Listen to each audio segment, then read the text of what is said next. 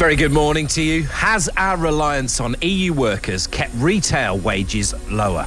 If this workforce isn't there anymore, this would ultimately lead to higher wages. Wake Up to Money with Sean Farrington and Louise Cooper. So the man who ran Lidl for more than a decade in the UK has told Wake Up to Money access to cheaper labour around Europe has kept a lid on wages. Also, he said, prices set to rise after Brexit. Plenty more on the future of our supermarkets, what it's like to run one of the big discounters as well from him over the rest of the programme. And we've got our top story this morning about Lidl, about supermarkets, about the issue particularly that has been risen by the former boss of Lidl. He was managing director of Lidl in the UK for 6 years. He was at the company for more than a decade. Ronnie Gottlisch, raising the question, effectively, would you be prepared to pay more for your food if it meant supermarket workers got a higher wage? That's sort of what came out of a long interview I had with him.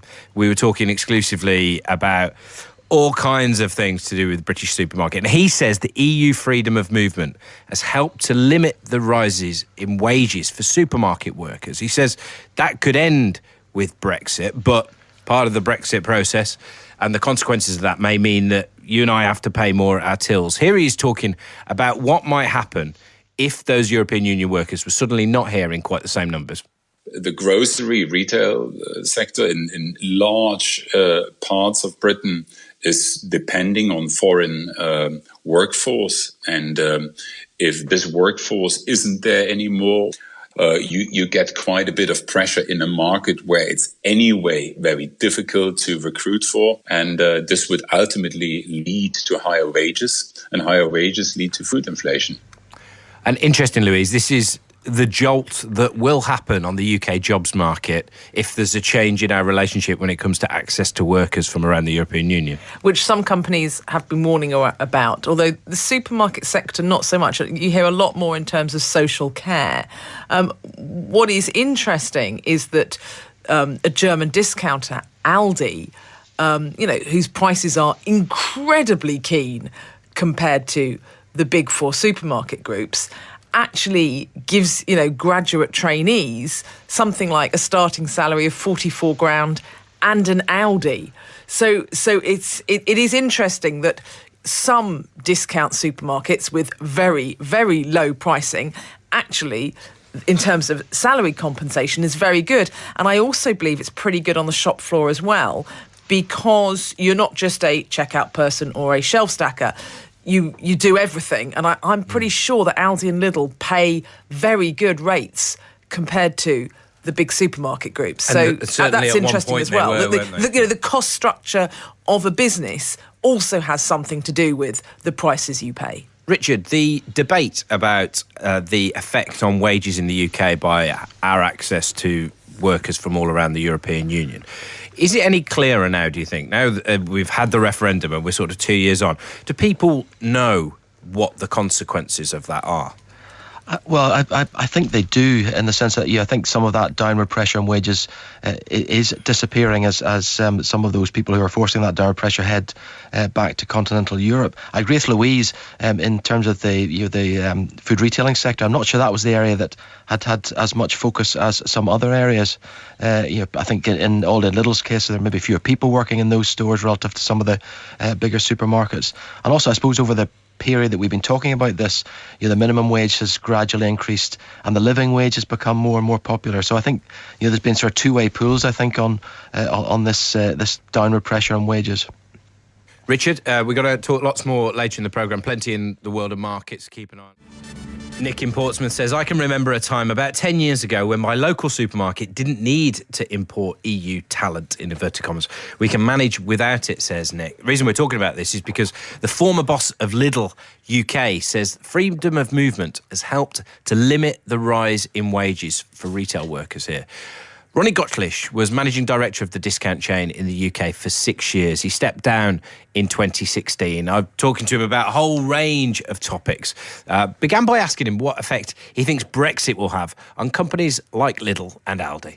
I think a question a couple of times asked with Brexit if the discounters would suffer more with Brexit because of their German heritage or whatever, or their sourcing from continental Europe. But I mentioned as well that both of them, in their aim to become more British, had already shifted quite a large chunk of their buying volume to Britain before Brexit even came up. So in terms of the buying from continental Europe or outside Britain, they're probably about the same percentage as everyone else's. Sometimes I feel it's a bit forgotten. I know the discussion is there.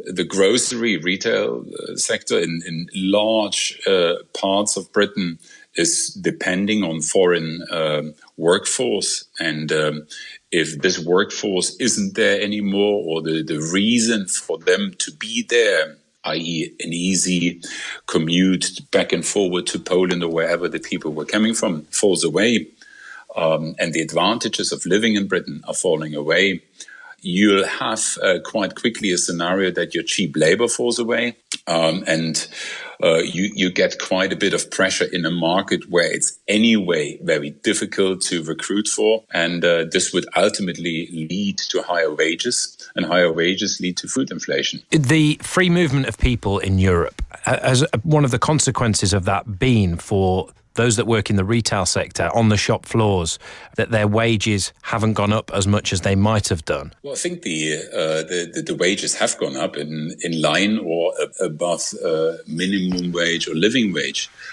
Seeing it across continental Europe, the labor in Britain is still considered in retail fairly cheap, comparably to markets like Germany, or France, where the ratio would be much higher. Because a lot of people in the UK will sort of feel that people coming from the rest of the European Union to work in the UK has kept their wage growth down. I think it will be a mixture of it. I think, if you take a single example of an employee somewhere in a town somewhere in the middle of Northumbria, that might be right.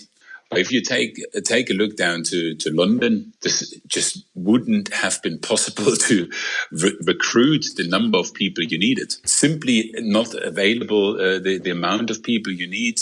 Other sectors were simply paying better, and sometimes it's not attractive to work on a shop floor. But I agree with you.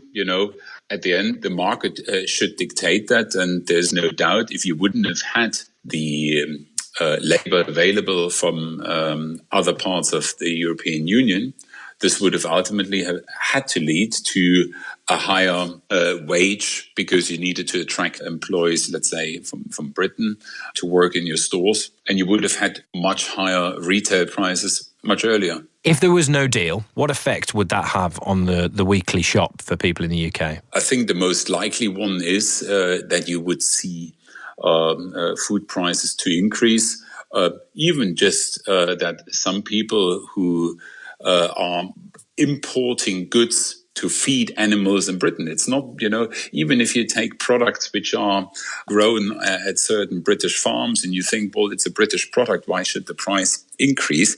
There are certain commodities which need to be imported to Britain because you just don't have them. And if anything, at this moment in time, everyone in grocery in Britain is under quite a bit of pressure, and you could always, under price pressure, whether this is from a buying a product point of view or from a selling price point of view. If anything, everyone from the retailers is probably looking at to try and see where can they recreate some margin by driving down their costs, etc., but also having to pass on certain costs because the prices of the goods are increasing. Interesting, Louise. It's that issue for supermarkets, their costs versus what they charge us. Yes, and don't underestimate quite how damaging low wages have been. If you go back to the 2000s, up to about 2000, 2008, wages were growing at 4 to 6%, and inflation was about 2%. Since the crisis, it's been wages have grown sort of 0 to 2, slightly ticked up actually in the last 3 months. First time since the crisis hit that we've had 3 months of wages going up more than 3%.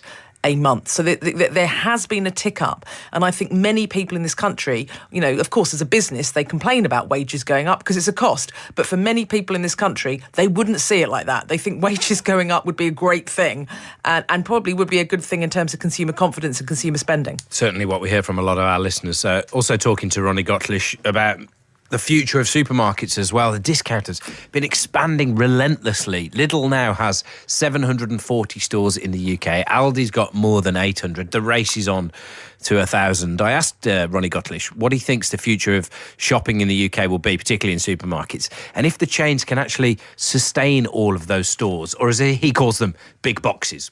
The best time for me as a retailer I could imagine is that I'm doing my shopping with an online provider, but I'm getting it at the price of a discounter, as well as the freshness of a discounter or of a big four supermarket. But I get this more conveniently, and shopping of grocery, at least for those who consider it to be a necessity, becomes much more convenient for those who want to continue shopping in a brick and mortar store. I think this option will stay there.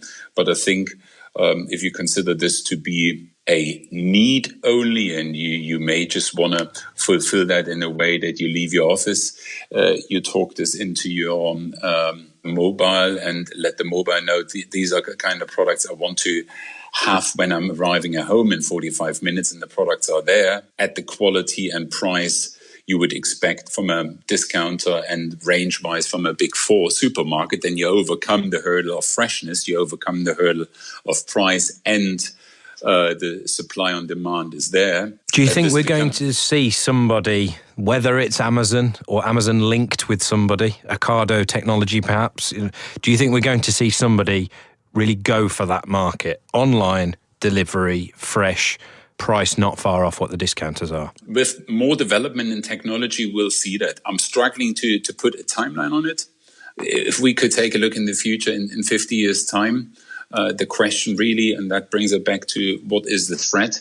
Do you really still need an investment in such big boxes, even like the discounters have? How do you utilize those big boxes?